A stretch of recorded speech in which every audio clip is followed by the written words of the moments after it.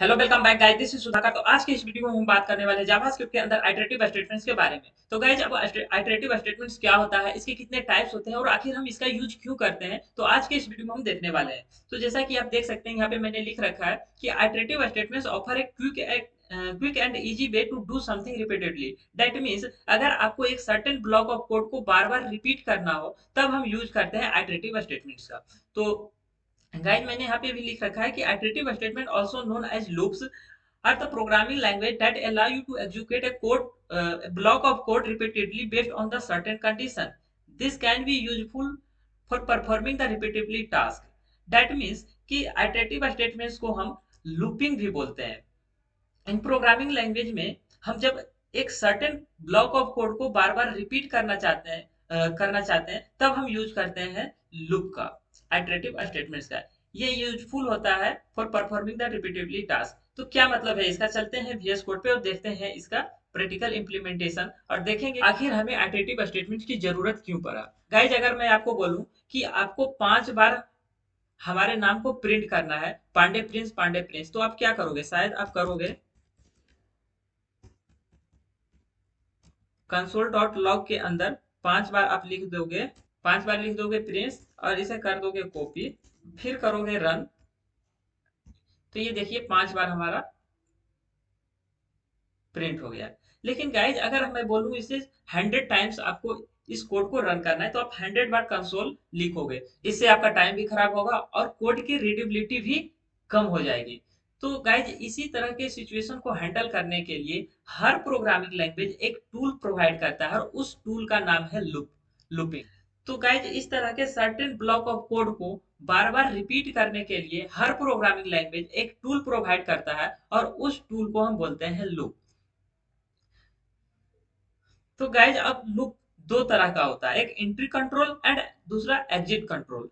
तो चलते हैं वन नोट पर और देखते हैं। तो गाइज, अब लूपिंग का क्या मतलब होता है, लूप का क्या मतलब होता है? Loop that means to run the body continuously until the required condition is fulfil. जब तक कि हमारा कंडीशन फुलफिल ना हो जाए, तब तक वो कोड रिपीटेडली रन करते रहेगा।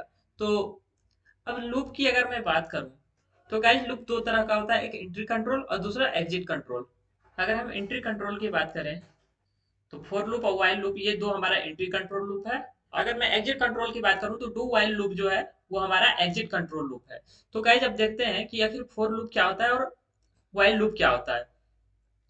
तो गाइस, जावास्क्रिप्ट के अंदर ऐसे तो और भी लूप है, for loop, while loop, do while loops, for in loops और फॉर ऑफ लूप। तो आज की इस वीडियो में हम बात करेंगे सिर्फ और सिर्फ for loop, while loop and do while loop के बारे में। तो गाइज, तो आगे के वीडियो में हम बात करेंगे, जब हम लोग एरे और ऑब्जेक्ट पढ़ लेंगे तब हम बात करेंगे फॉर इन लूप के बारे में और फॉर ऑफ लूप के बारे में। तो पहले हम स्टार्ट करते हैं फॉर फॉर लूप के बारे में कि आखिर फॉर लूप क्या होता है। तो फॉर लूप का ये सिंटेक्स है, पहले फॉर लूप लिखेंगे, उसके बाद राउंड ब्रैकेट्स के अंदर इनिशियलाइजेशन, उसके बाद हम कंडीशन डालेंगे, उसके बाद इंक्रीमेंट या डिक्रीमेंट ऑपरेटर्स। तो चलते हैं VS कोड पर और देखते हैं फॉर लूप के बारे में कि आखिर फॉर लूप क्या होता है। तो गाइज, अगर हमें इसी कोड को अगर हमें 5 बार प्रिंट करना है, तो देखते हैं कि फॉर लूप की हेल्प से हम इस चीज को कैसे अचीव करते हैं। यहाँ लिखेंगे फॉर, फिर यहाँ लिखेंगे लेट। अब हमें पहले इसका सिंटेक्स लिख देता हूँ। तो गाइज, सबसे पहले हम इसका देखेंगे सिंटेक्स कि आखिर फॉर लूप का क्या सिंटेक्स होता है। तो ये हमारा रहा फोर, फिर देखेंगे राउंड ब्रैकेट, उसके बाद इनिशियलाइजेशन, उसके बाद हम डालेंगे कंडीशन, उसके बाद हम देंगे इंक्रीमेंट या डिक्रीमेंट। अब देखते हैं कि हम 5 बार प्रिंट्स को हम कैसे प्रिंट करवाएंगे with the help of for loop. तो सबसे पहले एक वेरिएबल को बना लेंगे, इनिशियलाइज कर देंगे i is equal to 0, and then put करेंगे हम कंडीशन। अगर हमें 5 टाइम्स चलाना है, तो यहाँ पे लिखेंगे i less than is 5, less than 5 and i plus plus, और इसके अंदर हम लिख देंगे कंसोल डॉट लॉग प्रिंस।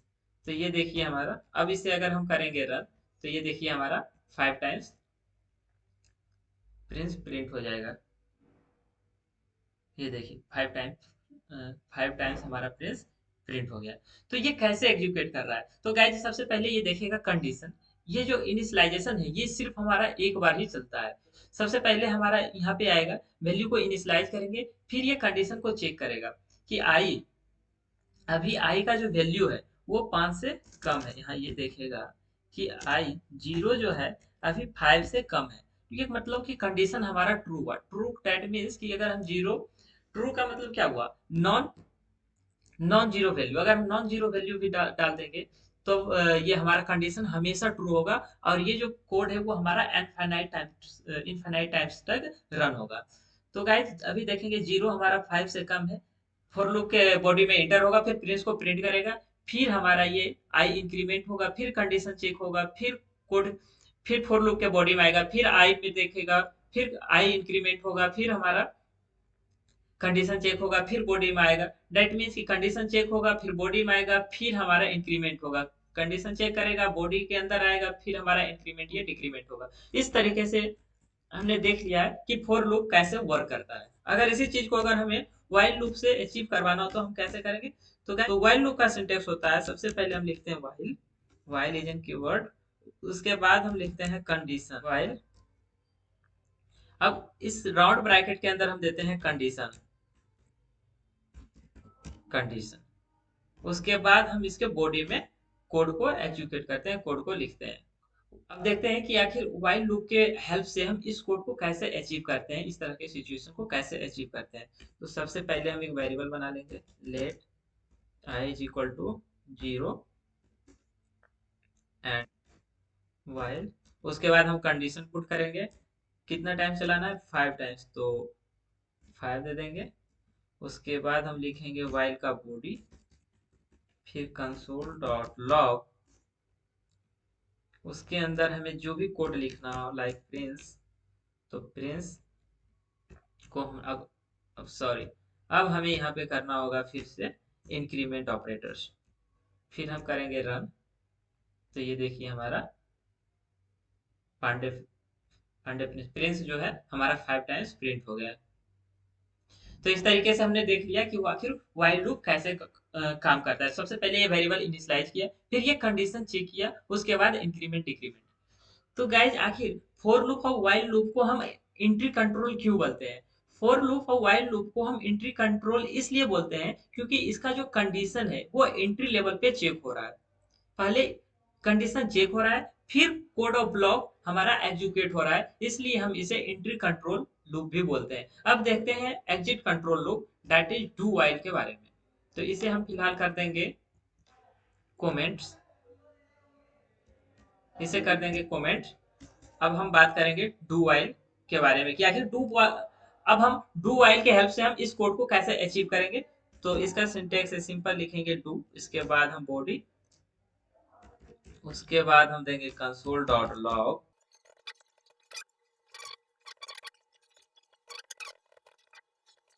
अगर हम अब इसे करें रन तो ये देखिए सेम हमारा देगा 5 टाइम्स। तो इस तरीके से मैंने देख लिया कि आखिर डू वाइल लूप्स की हेल्प से हम इस कोड को कैसे अचीव कर सकते हैं। तो गाइज लूपिंग का मतलब होता है कि कोड, एक सर्टेन ब्लॉक ऑफ कोड को बार बार रिपीट करवाना। तो अब गाइस डू व्हाइल को हम एग्जिट कंट्रोल क्यों बोल रहे हैं? क्योंकि इसका जो कंडीशन है वो हमारा एग्जिट टाइम पे चेक हो रहा है, मतलब लास्ट में चेक हो रहा है, जब हम एग्जिट कर रहे हैं तब हमारा कंडीशन यहाँ पे चेक हो रहा है, इसलिए हम डू व्हाइल को एग्जिट कंट्रोल लूप भी बोलते हैं। तो गाइज आप सोच रहे होंगे कि जब हम एक ही काम करवाते हैं for loop, do while loop से, व्हाइल लूप से, तो आखिर ये तीनों अलग अलग लूप क्यों है, क्यों तीनों को हमें पढ़ना पड़ता है? तो गाइज तीनों का यूज केस अलग अलग है।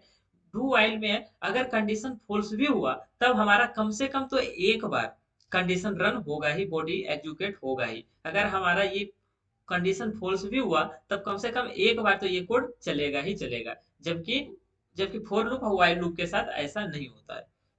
तो अब गाइस देखते हैं कि फॉर लूप और व्हाइल लूप में क्या अंतर है। तो गाइस अगर आपको पता है कि हमें कितना टाइम्स कोड को एग्जीक्यूट करना है, नंबर ऑफ टाइम्स अगर पता हो कि हमको 10 बार करना है, 20 बार करना है, तब हम यूज करते हैं फॉर लूप का। अगर हमें ये पता नहीं है कि कोड को हमें कितना बार एग्जीक्यूट करवाना है, तब हम यूज करते हैं व्हाइल लूप का। तो आई होप कि आपको यह वीडियो अच्छा लगा होगा। अगर आपको यह वीडियो थोड़ा सा भी अच्छा लगा हो तो हमारे चैनल को लाइक शेयर एंड सब्सक्राइब जरूर करें। मिलते हैं अगले वीडियो में। Thank you.